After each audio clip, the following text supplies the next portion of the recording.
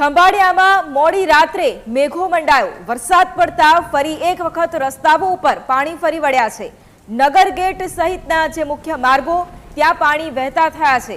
બીજી તરફ ભારે પવન સાથે વરસાદ ખાબકતા ઠેર ઠેર વૃક્ષો ધરાશાયી થયા છે। ફરી એક વખત વરસાદની ધમાકેદાર બેટિંગ છે તે ખંભાળિયામાં શરૂ થઈ હતી અને અનેક વિસ્તારો છે ખંભાળિયાના કે જે પાણીમાં ગરકાવ થયા। બીજી તરફ વૃક્ષો પણ ધરાશાયી થવાના સમાચાર સામે આવ્યા।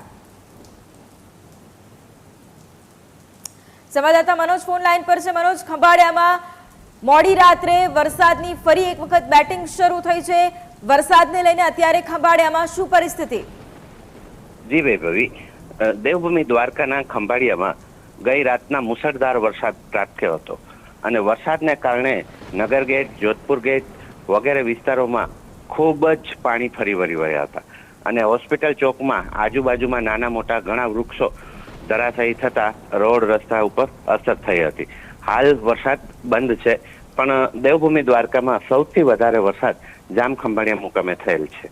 જી વૈભવી, બિલકુલ આભાર મનોજ તમામ જાણકારી માટે।